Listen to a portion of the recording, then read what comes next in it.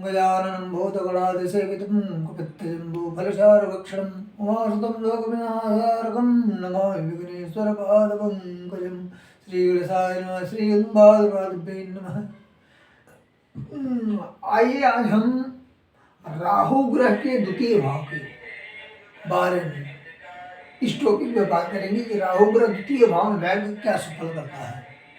राहु एक पापी ग्रह है, तो इस विषय में हम आपसे इस वीडियो के माध्यम से आपको बताएंगे। आइए जानते हैं कि राहु ग्रह द्वितीय भाव में बैठ के क्या फल करता है। कहते हैं कि राहु द्वितीय भाव में होता है जो, तो वह उसको सबसे ज़्यादा चोरी की आदत लगती है। चाहे 1 रुपया चुराए, लेकिन उसकी आदत जो है रहती रहती है, चोरी की आदत।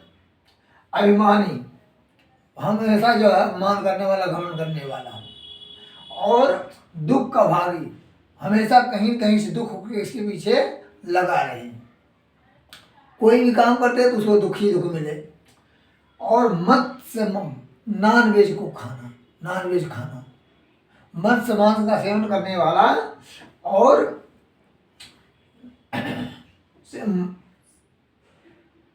पालन और सेवकों का, अपने जो है घर के लोगों को पालन करने वाला था, अपने निम्न वर्ग के लोगों से, अपने जो उसका जाति होती इससे निम्न वर्ग के लोगों के द्वारा कि आश्रित रहने वाला होता है। तथा परंतु यदि इसी राहु पर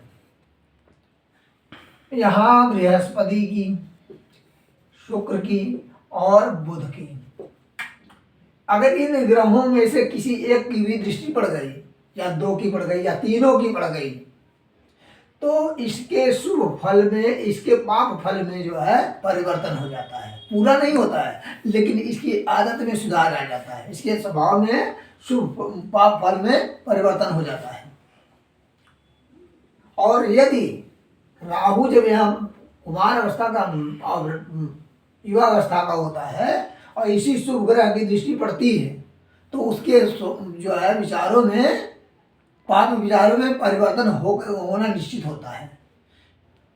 यह निश्चित होता है, क्योंकि जितना जितना शुभ ग्रहों, राहु उच्च का भी है, तो जितना शुभ ग्रहों का प्रभाव पड़ेगा उतना ही बली होगा, तो उसका स्वभाव विचार बदलेगा।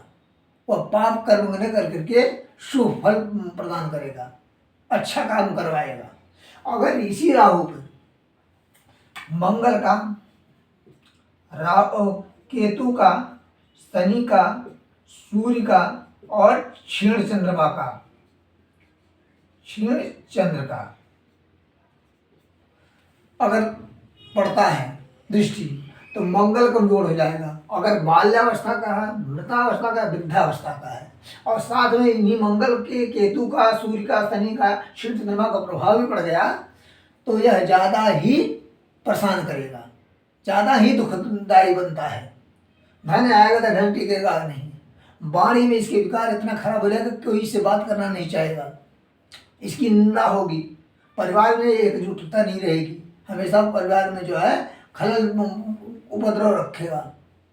तो यदि किसी की कुंडली में राहु ग्रह द्वितीय भाव में बैठ करके अनिष्टकारी साबित हो रहा है, तो राहु ग्रह के वैदिक मंत्र का है ओम कया नक्षत्र आबोधूति सदा विदा कया शिष्टाय बता इस मंत्र का, वैदिक मंत्र का जब पुआ करके हवन करा देने से राहु के द्वारा जनित पीड़ा से शांति मिलती है। आज राहु ग्रह के द्वितीय भाव के बारे में इतना ही। जय माता दी।